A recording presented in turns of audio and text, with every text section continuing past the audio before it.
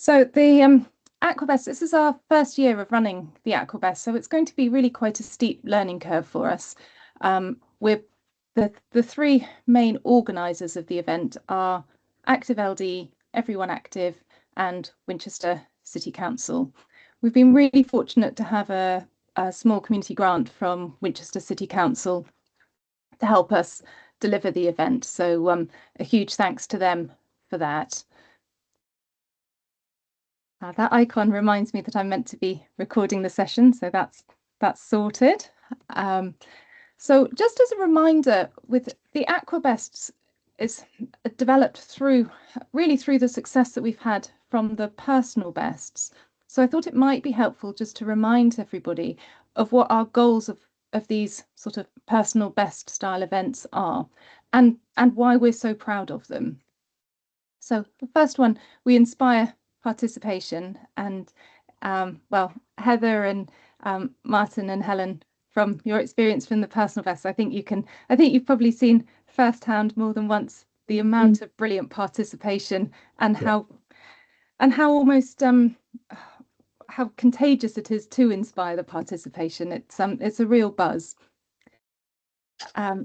Celebrate achievement, and I think that is so important. That's so important for everybody, but I think particularly in the learning disability community, where achievement sometimes goes unrecognized, or different types of achievement for different types of people need to be really celebrated and really shouted about. So celebrating achievement and building confidence is a really big part of what we're about. And promote healthy living. That's another really big player for us. We know how important being active is for everybody, but particularly for people who have learning disabilities.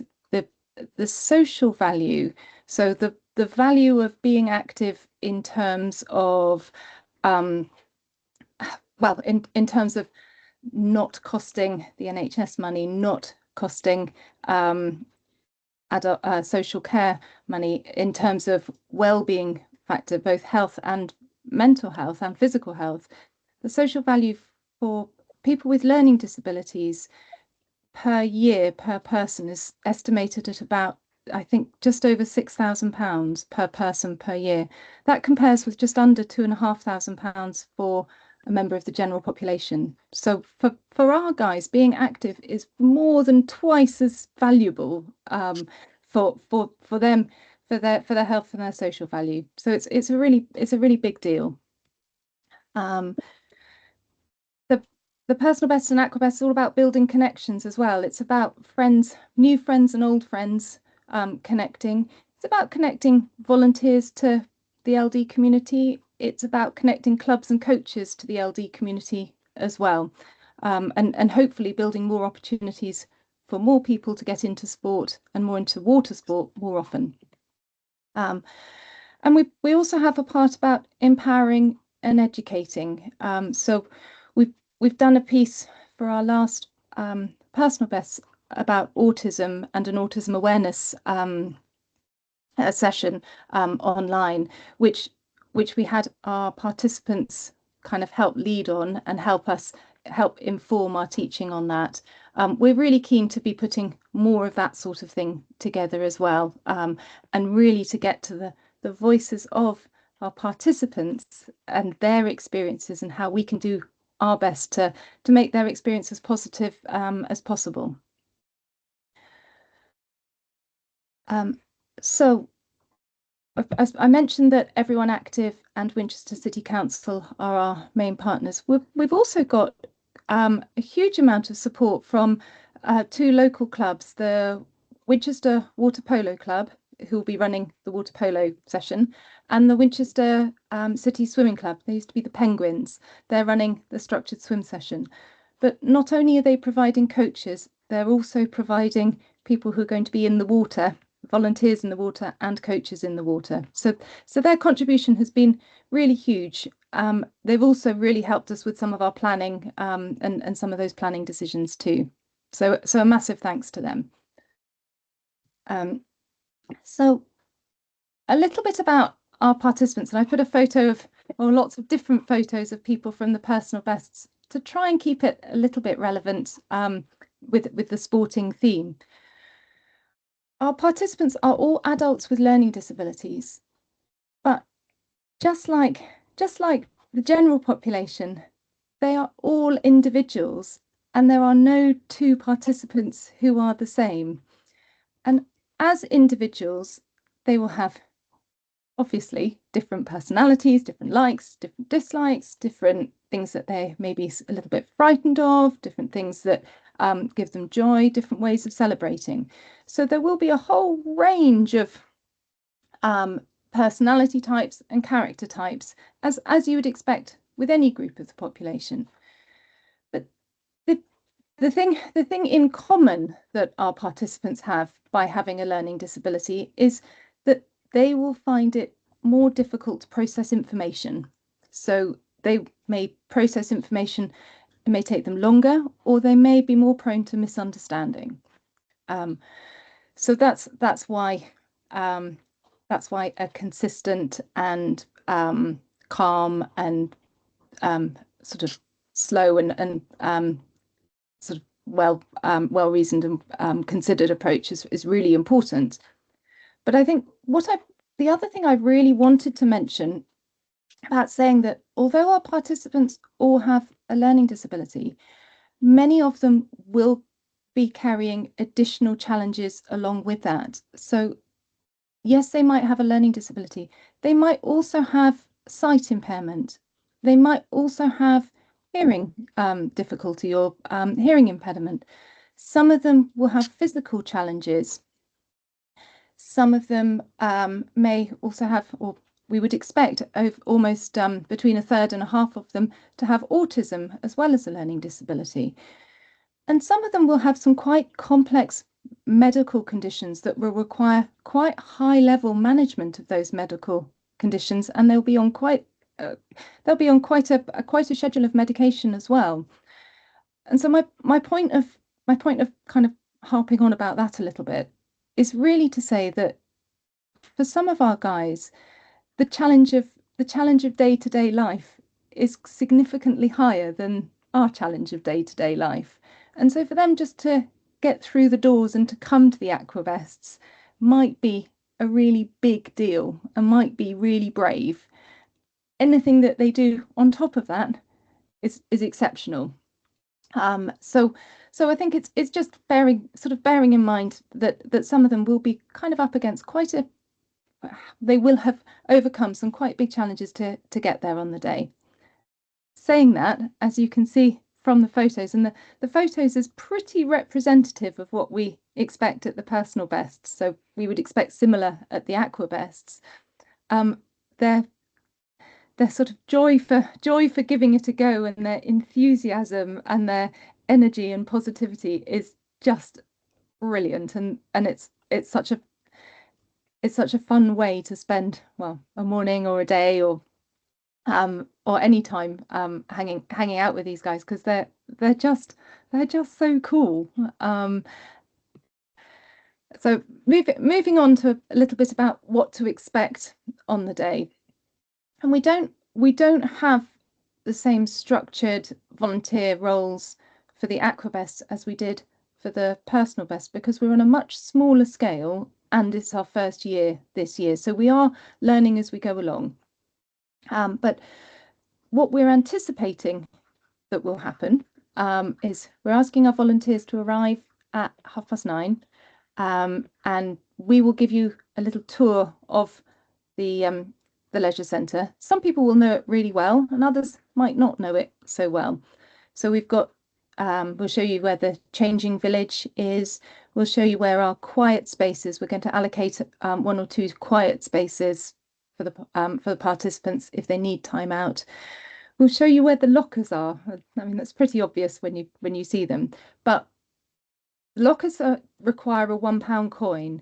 We have a stash of plastic tokens. So if participants want a locker and they haven't got a coin on them, all is not lost. We'll just give them a token. So just know to come and grab a couple of tokens if you need some. There are some showers poolside. So participants are asked to have a shower, just a water shower, not a shampoo shower, but a water shower before they get into the pool. Some may not want to do that, and that's okay. It's not worth a battle. If they're happy to have a shower, that's brilliant. And if they don't want to have a shower, there's an exception for them on Thursday. I think I see Vex smiling. I'm pretty sure that's what we agreed. The other thing that is sensible before they go into the pool is just to be reminded that they might want to go to the toilet before they go to the shower and to the pool. So we will be allocating volunteer roles, and I'm just sort of in the process of doing that now. We'll have a sort of welcome party at the front. So we'll have a couple of volunteers welcoming participants once they've been signed in. Then we'll have a couple of volunteers helping the participants to the changing village. So they'll be greeting them into the changing village, helping them take shoes, or helping to tell them to take their shoes off, and then perhaps showing them to a changing cubicle.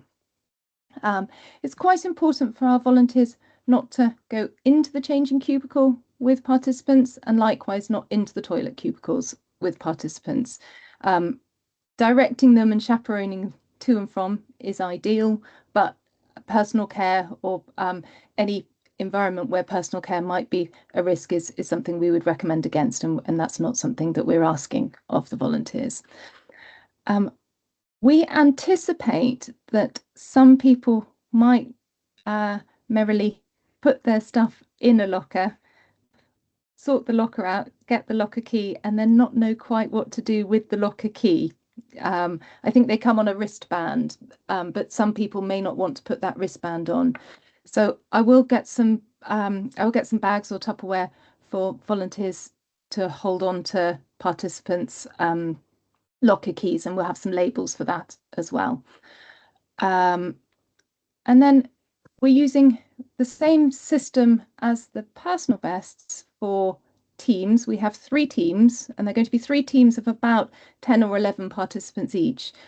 And the teams are going to be country teams, much like the personal bests, but we've only got 3. So we're having British countries this year. So, so we're going to have England, Scotland, and Wales. So we ask the volunteers to wear a red t-shirt, which you may have a personal best red t-shirt already. It doesn't have to be a personal best branded red t-shirt. Any red t-shirt is completely fine. We will have some spare red t-shirts available if you'd like one. We'll ask for a £5 donation for them. We ask you not to wear outside shoes in the pool area. You are allowed to wear flip-flops or Crocs or pool shoes, I think, around the pool, or bare feet. So that's just a bit of a heads up there. I thought it might be helpful to just mention what I've asked or reminded our participants to bring with them, because some of these things they'll want to take poolside. So they might want to take a towel with them poolside. If they've got goggles or a mask, they'll definitely want to take those poolside. Ear defenders, they might want to take, or noise cancelling headphones, I should say. They might want to take them poolside because we are going to have a couple of benches poolside, but they're obviously not going to take those into the water. Some of the gang will be wearing or will have flip-flops or footwear. Others will be in barefoot. And it's not a, I mean, it's a relatively good opportunity for us just to have a quick look at the state, a quick survey of what their feet look like. For some of the guys, particularly those who live independently, nobody gets to check their feet, or their feet don't get checked very often. So certainly if you notice something that looks a bit off, by all means do just let me know, and I'm very happy to follow that up. We're asking people with long hair to tie their hair back if they're not prepared to wear a swimming hat. But if people are wearing swimming hats, that's great. But I appreciate a lot of our guys won't want to wear a swimming hat because that might be a little bit tricky. I asked the guys to bring shampoo or shower gel for after the swimming. But Bex did mention, we caught up this week, and Bex did mention to me that if we've got 30 participants and they're all trying to have an after swim shower, we may have a little bit of congestion around the shower area. So certainly there is an option of having a shower, but if people are happy not to have a shower, that's also very helpful. And they perhaps would want to shower at home after. They've been asked to bring a packed lunch. They've been asked to bring a pound coin. They've been asked to bring a water bottle. We have some leftover water bottles from the personal best, so I will bring those along with me so we can certainly sort everyone out with water. And that can be brought, the water can be taken poolside as well. The pink wristbands are for people who don't give photo consent. So people who don't want their photo shared. I only have one participant so far who is a no photos, and I don't think I have any volunteers for no photos, but the no photos pink wristband works for everybody. It's not just for participants. So if on the day you don't want your photo taken, then pop a wristband on. The guys, in terms of swimwear, and the guys have been asked to wear conventional swimwear. So a swimming costume, a bikini or a tankini, swimming trunks or swimming trunks or speedos. They've been asked not to wear in the pool, not to wear underwear or t-shirts. And I don't think that will be a problem because I think most of the people coming swimming are regular swimmers. Medication, they've been asked to bring their own medication with them, but they or their support are in charge of their medication. That is not for us to be involved with. But they may want to bring it poolside with them. Photos and phones. So the swimming club gave us some quite helpful advice around mobile phones and photography. And it also aligns with Everyone Active's policies as well. But we ask for no mobile phones or no use of mobile phones in the changing areas. And I have told the participants that if we see them using their phones, we will tell them not to, because in terms of safeguarding and risk and I suppose just keeping an eye on it, it's really tricky. And mobile phones with cameras and videos on them does pose a little risk. Kevin's camera's just had loads of yeah, I don't want to know what Kevin's thinking of doing with his camera in the changing room. No. I was just going to ask Betty, from the volunteers' perspective, if they do see somebody using a mobile phone, do they come and talk to one of us, or do they actually say to that person, "You need to put that mobile phone away"? Good question, Kevin. Either or. The participants have been told that phones aren't allowed in the changing areas, so the volunteers are absolutely entitled and encouraged to say to the participants, please can you not use your phone in the changing area. If that would feel too confrontational or if that would feel difficult, I'm very happy to be summoned and I'm very happy to have that chat with the participant. But yes, absolutely, the volunteers are more than welcome and encouraged to tell people not to use their phones in the changing room. I don't think that it will be a problem, but it's just something just to bear in mind or to know about. Likewise, with cameras and photography, we're taking up the sort of half of the main swimming pool. We're taking up the half by the glass window and the learner pool, but there will be public swimming in the half of the pool by the clock, so the other end of the pool. So we need to be very sort of mindful that public swimmers are probably not going to be too delighted by the idea of us taking loads and loads of photos that they wouldn't want to be in. So we do have an official photographer, and I will bring a couple of our purple tabards with me so that our photographers or people who are being asked to take photographs have an official active LD sort of garment or clothing on, so that it's known that they're official and that there's nothing untoward there. Out of the pool and in the awards ceremony afterwards, then photos absolutely encouraged, and we want to be, it's a hard balance between wanting to capture the really good moments of it, but not to be offending anybody or putting anyone at risk. So I think I mentioned we have 3 country teams. We have England, Scotland, and Wales, and we have 3 activities, each going to be about 25 minutes long: water polo, structured swim, and aqua aerobics.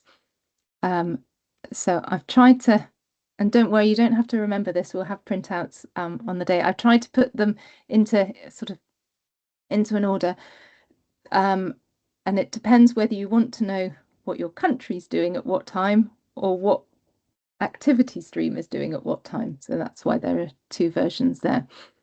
I have, and there's a bit of reasoning behind some of these orders. So for example, I have a participant in Team Scotland who can only access the learner pool because she can't use the hoist, and so she's doing aqua aerobics as her first session, and she has been invited to stay in the learner pool for all 3 sessions, so she doesn't need to keep coming in and out. Likewise, I think I only have one other participant using the hoist, or who's asked to use the hoist, and I've put her in Team England so that she is in the pool for 2 consecutive sessions and then only out of the main pool for 1. So there's a little bit of planning that's gone behind that. We'll see how well it works on the day. Coming out of the pool, so all the activities are going to finish, we hope, at about 12 o'clock.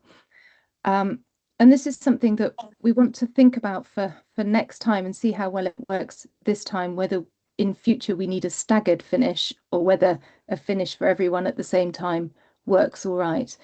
It will also depend on how busy the public pool is, because they change on the hour as well.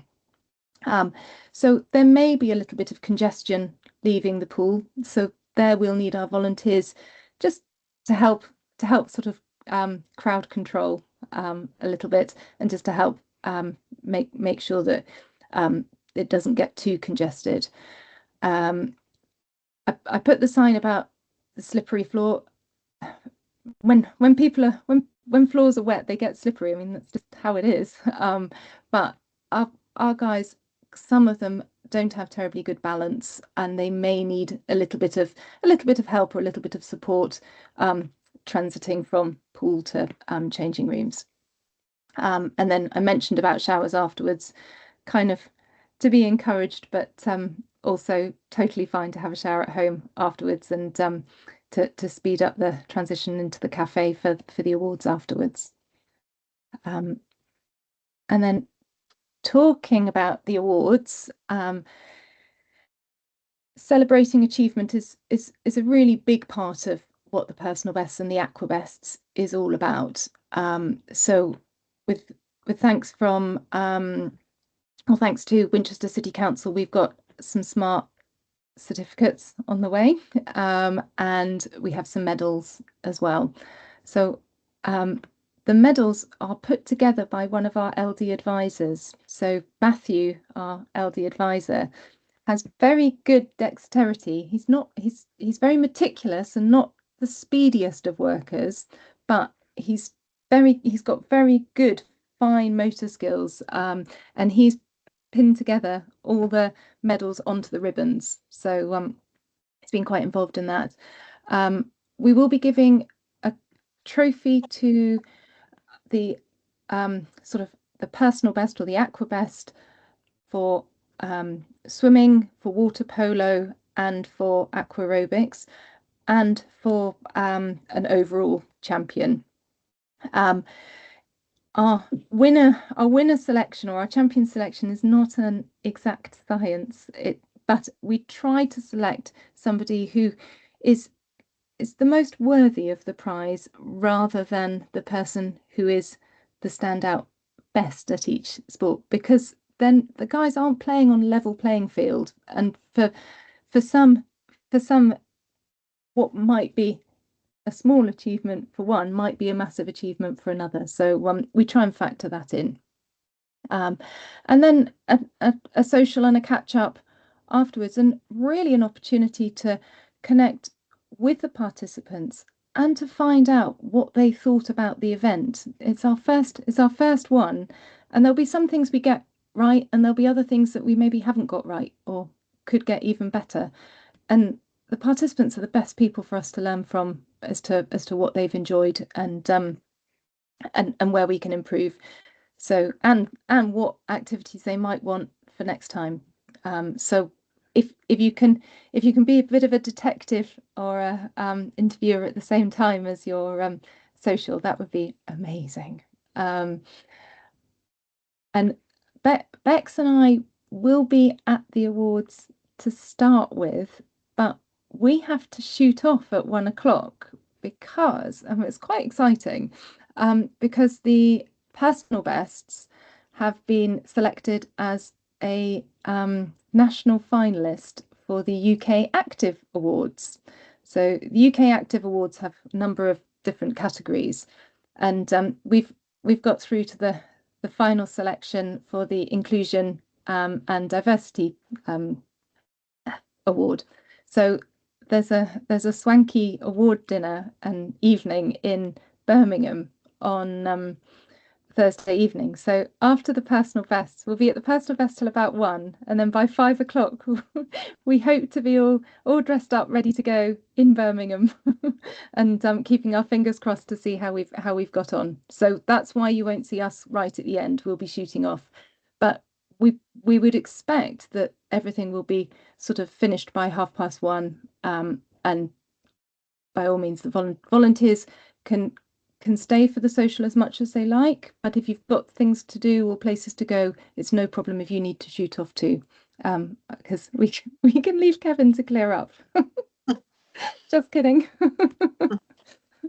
And that's really about all, all from me. So that kind of leads me to any questions, and I'm sure there are bits that I haven't covered. Can I ask, when it's happening, where should the volunteers be? Will we be sort of poolside or somewhere else? Yeah, that's a great question, Helen. So sorry, my screen. Yeah, so our volunteers, we've got, so our land-based volunteers, which is you guys, we would like you to be poolside if you're happy to be poolside. I think that's where the action's going to be. Yes. So I think how I see it unfolding is the first half hour while the participants are arriving, there'll be the sort of meet and greet and going to the changing rooms and sort of escorting them from changing rooms to the benches poolside. And then you will all be allocated a country, and then you will support from the side of the pool your country through the different activities. And we'll see how that works, and whether that is too intensive or not enough intensive. I'm just not quite sure. I'm not sure how much external interaction the participants will need or want when they're in the water, and how much they will be sort of focused and driven by the coaches and the swimming volunteers. But we've only got a couple of swimming volunteers in each activity, so I think the round the side will be really helpful. It'll also be helpful for people if they need to get out of the water and go to the toilet during the session. The country volunteers are more than welcome to escort them to the toilet cubicles, but not to go in. Or if they want to stop and have something to drink, or perhaps even just to stop on the side of the pool and have a chat. Sometimes the guys need just a little bit of time out, don't they? So does that answer kind of? Yes, because it will also be their support. We don't know how many support people there'll be as well. So it could be quite lots of people standing around. There could be. Yes, so I have got a list of who's bringing support with them and who is not bringing support with them. And I think if it seems like there's a lot of standing around, or if once we've got them to the pool and everything's getting going and it's quiet, and there's a surplus of people, then by all means take a break or go and grab a coffee or a drink, or don't feel that you have to be absolutely there if it's all covered. And I'm sure you've seen this at the personal bests as well. There's a big variation in how hands-on or hands-off some people's support are. So some people's support are very kind of very interactive, whereas others are kind of a little bit more stepped back. Okay, thank you. Okay. Betty, I was wondering whether it might be worth just talking through the programme, as it were, in terms of what time we get there, what time the participants get there, and so forth. Oh, yeah, sure. So we've asked our volunteers to arrive for 9:30, where we'll do a little site tour. Participants arrive at 10, and we ask them to be ready and poolside by 10:30.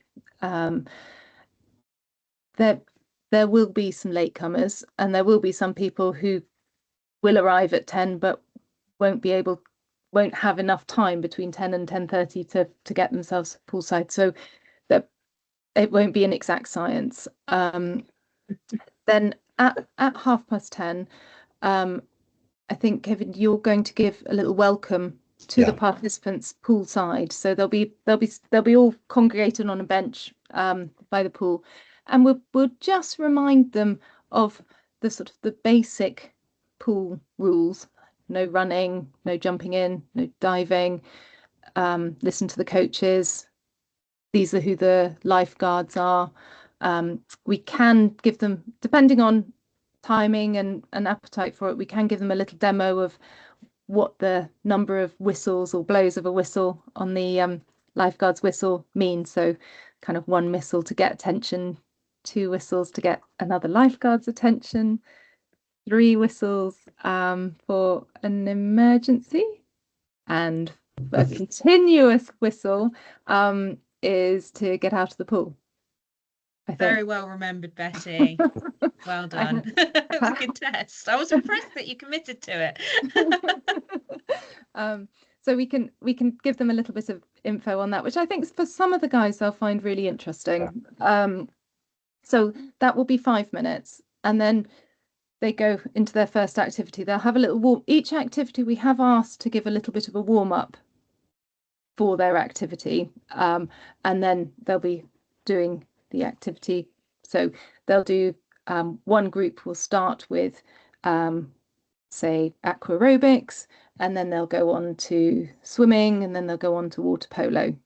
Another group might start with water polo and then go on to aqua aerobics and then swimming, and so forth. So they'll move around as a sort of carousel. We've given a 5-minute interval to move around, which won't be necessary for the movement between swimming and water polo because they're right next to each other in the same pool.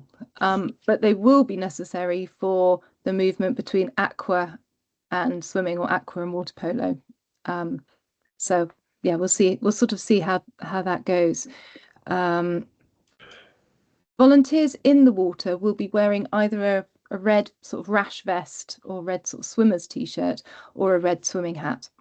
So they'll be identifiable that way. And then at the end, so it finishes in the water at 12 o'clock, and then the participants we've allowed up to half an hour for them to get changed and ready to come and have social in the cafe afterwards. We're having an area of the cafe cordoned off for us, so and that should be okay. It is half term, so it's difficult to predict how busy or not busy it's going to be. But we will have our own area in the cafe. Some of the guys might get changed much quicker than half hour. Others of them might not. It's going to vary. I've got to go. I will see you on Thursday, and yes, if there's anything I've missed, just text me. Thanks, Heather. Thank you. See you on Thursday. Bye, Heather. Thank you. Betty, it's just a question, really. I guess I think this might be for Bex actually. For the guys who are the volunteers, who are land-based, as it were, will the majority of the teams be in the pool at all time? So, if they go to aqua aerobics, will the whole 10 be in the pool at the same time? And then when they go to water polo, they'll still be in the pool. So the guys who are land-based will be on the side just encouraging them. Yeah, that's it, Kevin. Once they're in the water for water polo, they'll be staying in the water for water polo and so on. I think there will be a lot of toilet escorting. I think there's going to be a lot of excitement. So I think there'll be a lot of just reminding people to take their time when they're moving around poolside and not to rush, because with the getting in and out of the pool, poolside is going to get slippy just because it's going to get more wet. So it's just reminding people to take their time. There's plenty of time in the day. They're not going to be missing out on anything. If you need to go to the toilet, that's more important right now. So take your time going to the toilet. Yes. And I was also going to add, because I made a couple of notes as we went along, Betty, if that's okay, the changing village is a bit of a maze. So when we do the little bit of the tour at the start, I think it's me that's doing it, isn't it, Betty? I'm going to do like a suggested route that we take people. Obviously, it might be worth asking if anyone's familiar with the changing village, because they might just be happy just to go on in there. But for anyone that's not familiar with the changing village, it can be quite disorientating to come out of the changing cubicle and then not knowing which way you've got to go. So in those instances, it's probably more beneficial to lead them to a changing cubicle that's right next to poolside. So when they come out, it's really clear what direction they then need to go in, because we're not going to be standing around just outside their changing cubicles waiting for them. And I did also want to add, for anyone that doesn't want to leave their stuff in a locker, they are welcome to bring bags to poolside. Obviously, we want to try and encourage stuff to be put in lockers, because for swimming you have to bring a lot of stuff.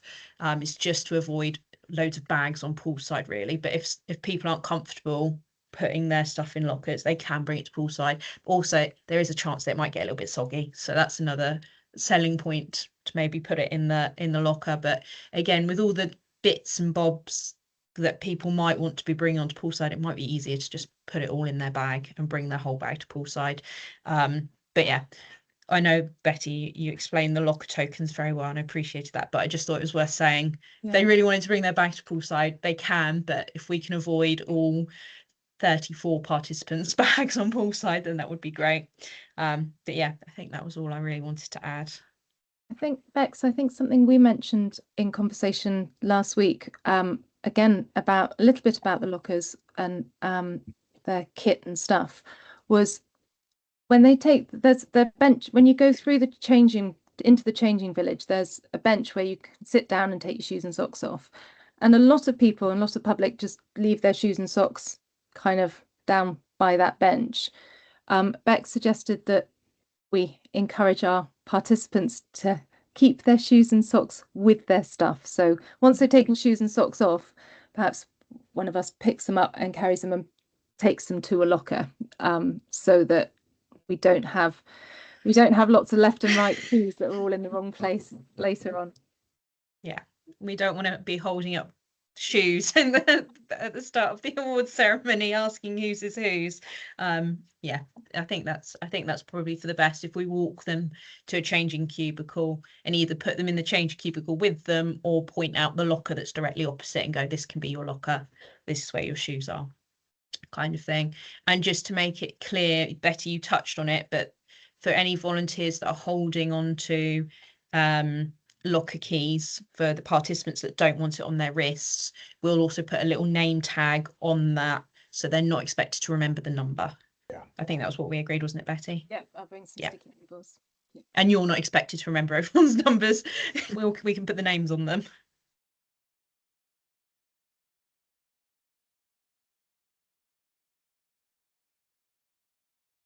So Hello there. Just a thought, the volunteers can put their outdoor should put their outdoor shoes in the locker as well, shouldn't they? Ideally, yes, Martin, but obviously if you would feel more comfortable bringing those to poolside and tucking them to one side, that's fine as well. But otherwise, yeah, please. We'll use the locker. That's a good example. Yeah. Yes, exactly. Any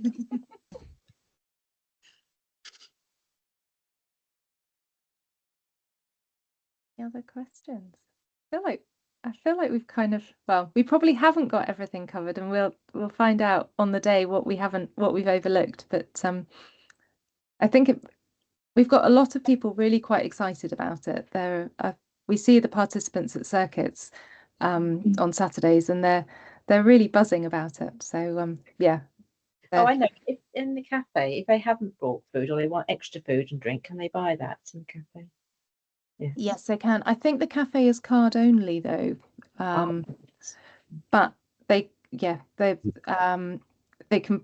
buy whatever they want in the cafe if they've got card.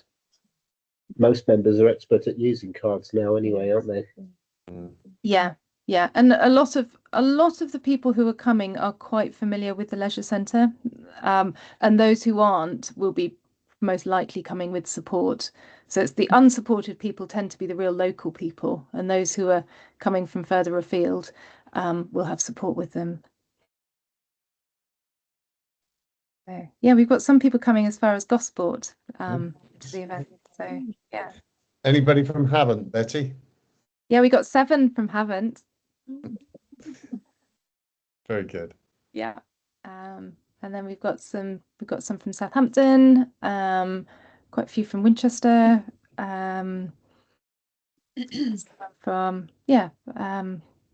that's sort of the main reach. So someone with a Reading postcode, but I think a Reading postcode extends to Whitchurch and Overton, so I don't think they're quite as far as what their postcode might suggest. All right. Well, I won't take up any more of your evenings, and I really look forward to seeing everyone in person in a couple of days' time. So yeah, thank you very much. Lovely. Thank you. Thanks, Betty. You're welcome. See you soon. Yeah. See you Bye. guys.